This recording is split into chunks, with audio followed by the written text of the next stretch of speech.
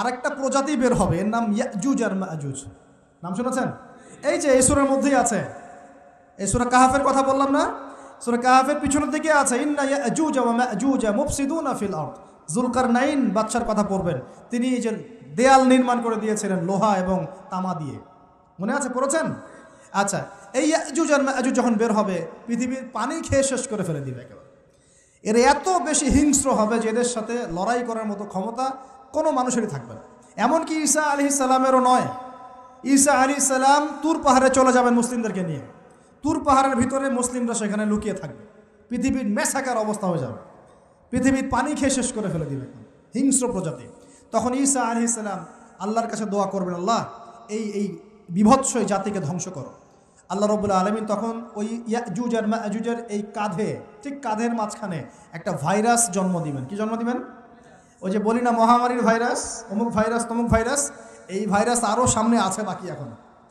ওই ভাইরাসে, ওই পোকায়, ওই ব্যাকটেরিয়া বা যেটাই হোক আল্লাহ পাক যাই দিবেন, এতে করে ইয়াজুজ আর মাজুজের পুরো প্রজাতি ধপ ধপ ধপ করে মারা যাবে। মানে এটা ছোঁয়াচে রোগ হবে। কি রোগ হবে?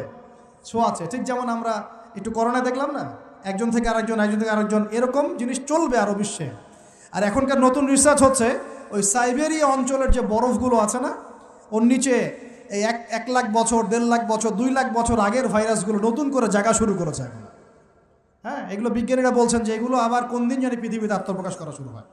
সব কিছুই ঘটবে। বিশ্বটার খুব রহস্য আছে, বিশ্বটার অনেক রহস্য আছে। আল্লাহ পাক এগুলো খেলার ছলে সৃষ্টি করেন নাই, পরীক্ষা। লিয়াবলুয়াকুম আইয়ুকুম আহসানু আমালা, আল্লাহ পাক বলেছেন। এরপরে ইয়াজুজ আর মাজুজের সব প্রজাতি মারা যাবে। নবীজি বলছেন জমিনে কোনো জায়গায় ফাঁকা থাকবে না, সমস্ত জায়গাতেই ওদের দেহ পড়ে থাকবে। আল্লাহু আকবার। এরপরে ঈসা আলাইহিস সালাম আল্লাহকে বলবেন, আল্লাহ জমিনটাকে পবিত্র করে দাও। আল্লাহ পাক কী করবেন জানেন?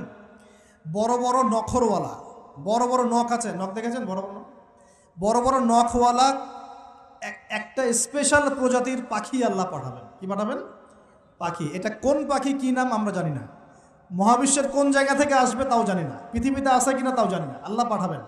আবাবিল, তয়রন আবাবিল যখন আল্লাহ পাখি পাঠিয়েছিলেন না, ও আরসালা আলাইহিম তয়রন আবাবিল, আসলে ওই পাখির নাম কিন্তু আবাবিল না, আবাবিল মানে হচ্ছে ঝাঁকে ঝাঁকে। তো ওই পাখি কি আর দেখা গেছে? ওই রকম করে পাথর কেউ নিক্ষেপ করেছে? আর ঠিক এরকম করে এই এক শ্রেণীর পাখি আল্লাহ পাঠাবেন যাদের নখগুলো খুব বড় বড় হবে, বিশাল বিশাল নখ। এই নখগুলো দিয়ে তারা দেহগুলোকে উঠাবে, উঠিয়ে নিয়ে কোথায় যে ফেলে দেবে আল্লাহ ভালো জানে। সুবহানাল্লাহ, আল্লাহু আকবার। আল্লাহ পাক বিশ্বে কত কি বাকি রেখেছেন এখন। এরপরে আল্লাহ পাক কী করবেন জানেন? আল্লাহ পাক বৃষ্টি বর্ষণ করবেন। এত বেশি বৃষ্টি হবে, এত বৃষ্টি হবে, জমিন ধুয়ে পরিষ্কার হয়ে যাবে। হাদিসে আসছে জমিন একদম চকচক করবে, জমিনটা পরিষ্কার হয়ে চকচক করতে থাকবে। এরপরে কারণ ওই ভাইরাস তো ধুইতে হবে না, ভাইরাসকে ধুয়ে সাফ করতে হবে। তারপরে ঈসা আলাইহিস সালামের সময়ে বলা হচ্ছে, তার সময়ে একটা ডালিম, ডালিম দেখেছেন কি না?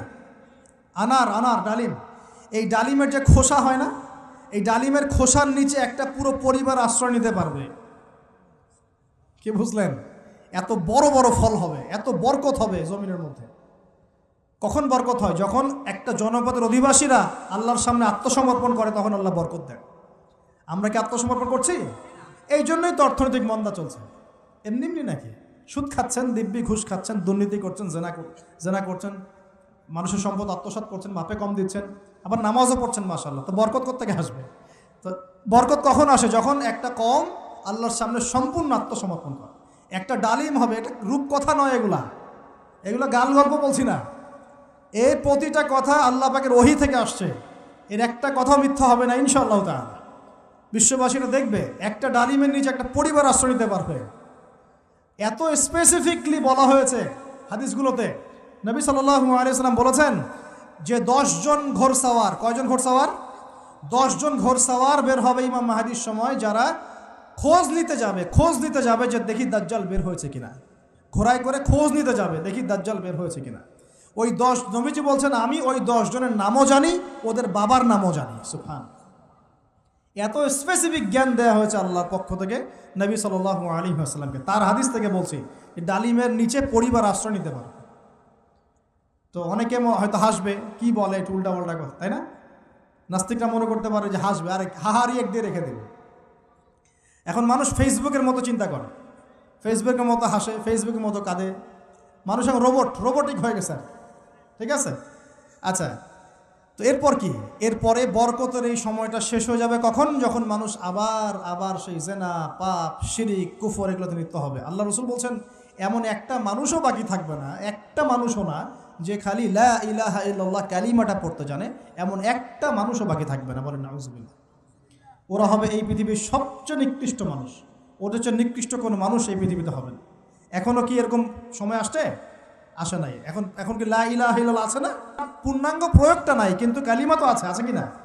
তখন নবীজি বলছেন এমন একটা যুগ আসবে যে লা ইলাহা ইল্লাল্লাহ বলার মতো একটা মানুষ খুঁজে পাওয়া যাবে না। আর মানুষ রাস্তাঘাটে কুকুরের মতো জেনা করবে। রাস্তাঘাটে কুকুর যেমন সঙ্গম করে না রাস্তাঘাটে, ওই রকম করে মানুষ রাস্তাঘাটে জেনা করবে। ওই সময়ে আল্লাহ রাব্বুল আলামিন পশ্চিম দিক থেকে সূর্য উঠাবেন। কোন দিক থেকে? সূর্য সত্যি সত্যি পশ্চিম দিকে উঠবে। পৃথিবী একদিকে ঘুরছে না এখন? কে জানে আল্লাহ পাক পৃথিবীর ঘূর্ণন থামিয়ে উল্টা দিকে ঘোরাতে পারেন না? অবশ্যই পারেন। আল্লাহ পাকের জন্য এটা খালি বলা, কুন ফায়াকুন, হও হয়ে যাও, ব্যাস। পুরো বিশ্বের বড় বড় ডিপার্টমেন্টগুলো কারা নিয়ন্ত্রণ করছে? আমরা নিয়ন্ত্রণ করছি? জি না। এমনকি খ্রিস্টানরাও নিয়ন্ত্রণ করছে না, বরং ওরাই নিয়ন্ত্রণ করছে। আপনাকে গভীরে ঢুকতে হবে তো। তার মানে সে আত্মপ্রকাশ না করলেও তার অনুসারীরা তো মাশাআল্লাহ শক্তিশালী হয়ে গেছে কি না? তার মানে সময় কাছে না দূরে? কাছে। এটা বোঝার জন্য কি ভবিষ্যৎবাণী করা লাগে? গণক হওয়া লাগে? জ্যোতিষী হওয়া লাগে? এটা বোঝার জন্য কোরআন সুন্নাহর সাথে শেষ জামানা স্টাডি করলেই হয়। Economics, world affairs, history study করলেই বুঝতে পারেন। হৃদয়ের চোখ খুলে যাবে ইনশাআল্লাহ তাআলা। আল্লাহ পাক বোঝার তৌফিক দান করুন। এখন সে বের হয়ে বিশ্বটাকে শাসন করবে ঠিকই, কিন্তু তার সাথে লড়াই করার ক্ষমতা ওই সময় মুসলিমদের থাকবে না। তখন আল্লাহ পাক পাঠাবেন ওই যে সত্যিকারের মাসিহ ঈসা আলাইহিস সালাম। কাকে পাঠাবেন? তিনি নামবেন সিরিয়ায়। কোন দেশে?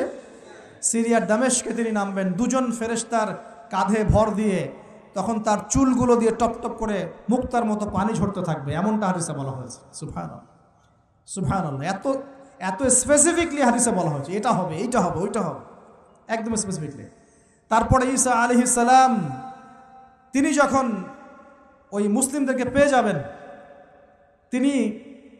তাকে ইমামতি করতে বলা হবে। ঈসা আলাইহিস সালাম বলবেন, না, আমি ইমামতি করতে পারবো না। ইমামতি এই উম্মতের জন্যই করা হয়েছে। বলেন সুবহানাল্লাহ। আমাদের ইমাম ইমামতি করবেন, তিনি পিছনে মুক্তাদি হবেন। একজন নবী মুক্তাদি হবেন আর ইমাম ইমামতি করবে। চিন্তা করতে পারেন? এরপর নামাজ শেষ হওয়ার পরে বলবেন তিনি, দরজা খুলে দাও, দরজা খুলে দাও। এটার ব্যাখ্যা আমার কাছে মনে হয় হয়তোবা তখন অবরোধ থাকবে, অবরোধটাকে তিনি ভেঙে দিতে বলবেন হয়তোবা, আল্লাহ ভালো জানেন। কারণ দরজা খুলে দাও এর ব্যাখ্যা কী হতে পারে? কিসের দরজা খুলে দাও? কিসের বাঁধন খুলে দাও? নিশ্চয় একটা বাঁধনে মুসলিমদেরকে বেঁধে ফেলা হবে। তিনি ওটার বিরুদ্ধে মুসলিমদেরকে ঝাঁপিয়ে পড়তে বলবেন। তখন দাজ্জালের সাথে তার দেখা হবে। কোন দাজ্জাল? সত্যিকারের দাজ্জালের সাথে ঈসা আলাইহিস সালামের দেখা হবে। এবং ঈসা আলাইহিস সালামকে দেখা মাত্রই দাজ্জাল গলতে শুরু করবে। কি করবে? গলতে শুরু। লবণ যেমন গলে যায় না তাপ দিলে, এমন করে গলতে শুরু করবে। এবং ঈসা আলাইহিস সালামের নিঃশ্বাসে আল্লাহ পাক একটা অন্যরকম ক্ষমতা দিবেন। ঈসা আলাইহিস সালামের নিঃশ্বাস যতদূর পর্যন্ত যাবে দাজ্জাল পালাতে থাকবে। তার নিঃশ্বাস গিয়ে দাজ্জালের গায়ে লাগা পরে দাজ্জাল ওইখানেই মারা যাবে। আল্লাহ পাক এই শুধু তাকে নয়, তার সমস্ত অনুসারীদেরকে আল্লাহ পাক সেখানে মেরে ফেলবেন ইনশাআল্লাহ। মুসলিমদের হাতে। কার হাতে? মুসলিমদের হাতে। এটার জায়গাটা মেনশন করা আছে, বাবেলুদ নামক জায়গা। কোন জায়গা? বাবেলুদ। যান গুগল সার্চ করে দেখেন বাবেলুদ কোন জায়গায় আছে। আমি বলে দিব না, দেখেন কোন জায়গায় আছে, কারা ওটা নিয়ন্ত্রণ করছে দেখেন। ওইখানে দাজ্জাল মারা যাবে। মানে সত্যিকারের মাসিহের হাতে মিথ্যা মাসিহ মারা যাবে ইনশাআল্লাহ, ঠিক আছে? এবং তার অনুসারীদের পতন হবে। এরপরে ঈসা আলাইহিস সালাম এই ক্ষমতাটা দখল করবেন এবং সারা বিশ্বে তিনি শান্তি শৃঙ্খলা কায়েম করবেন। একজন ন্যায়পরায়ণ শাসক হবেন ইনশাআল্লাহ তাআলা। এবং তিনি নতুন কোনো শরীয়ত নিয়ে আসবেন না, উম্মতে মুহাম্মাদের শরীয়ত কায়েম থাকবে ইনশাআল্লাহ। এরপরে 40 বছর তিনি রাজত্ব করবেন। কত বছর? 40 বছর। এবং তার বিবাহ শাদীও হবে এবং তার ইন্তেকালও হবে। তাকে দাফন করা হবে নবী মুহাম্মদ সাল্লাল্লাহু আলাইহি ওয়াসাল্লামের ঠিক পাশেই। আল্লাহু আকবার। ঠিক তার পাশেই দাফন করা হবে। এরপরে মানুষ আবারও খারাপ হওয়া শুরু করবে। কেমন খারাপ হবে? ও আচ্ছা, মাঝখানে একটা কথা বলতে ভুলে গেছে। ব্যাস, আমি কয়েকদিন আগে রিপোর্ট দেখেছি, পৃথিবীর নিচে কিন্তু আগুনের স্তর আছে। আচ্ছা, জানেন তো পৃথিবীর নিচে আগ্নেয়গিরিগুলো আছে। পৃথিবীর ভিতরেও একটা ঘূর্ণন হয়, সেই ঘূর্ণনের দিক পরিবর্তন হচ্ছে দিন দিন, এমনটা রিপোর্ট এসেছে। দেখেন, আপনি ইন্টারনেট ঘাটাঘাটি করেন। আর অনেকে রিপোর্ট করছে যে পৃথিবী আগে যে গতিতে ঘুরতো, এখন পৃথিবীর ঘূর্ণন গতি একটু বেড়ে গেছে। দেখেন রিপোর্ট, দেখেন ঘূর্ণন গতি বেড়ে যাওয়ার মানে হচ্ছে টাইম দ্রুত পাস করবে। আর শেষ জামানার হাদিস এটাও আছে, সময় দ্রুত পাস করবে, আছে না? এটা হাদিস আসছে। তো প্রিয় ভাইরা, এই সময় মানুষ খারাপ হওয়া শুরু করার পরে এমন খারাপ হবে, আল্লাহর নাম নেওয়ার মতো কোনো মানুষ থাকবে না, আল্লাহ আল্লাহ বলার মতো কোনো মানুষ থাকবে না। তখন পশ্চিম দিক থেকে সূর্য উঠবে।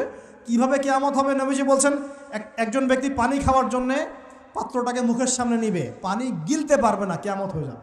নাউযুবিল্লাহ। ইযা ওয়াকাআতিল ওয়াকিআ লাইসা লিওয়াকাআতিহা কাযিবা আল খারিআতু মাল খারিআ ওয়া মা আদরাকা মাল খারিআ, আছে না? আম্মা ইয়াতাসাআলুন আনিন নাবাইল আযীম। কত সূরা আছে কিয়ামত সংক্রান্ত, পড়ে দেখেন। ইযা যুলজিলাতিল আরদু জিলজালাহা ওয়া আখরাজাতিল আরদু আথকালাহা ইযা শামসু কুওয়িরাত ওয়া ইযা নুজুমু কাদারাত। এই সূরাগুলো পড়ে দেখেন। আম্মা পাড়ার শেষ পাড়াটা, যেটা 30তম পাড়া, এর সূরাগুলো পড়ে দেখেন। কিয়ামত চোখে দেখতে পারবেন ইনশাআল্লাহ। সিংহায় ফুঁক দেওয়া হবে।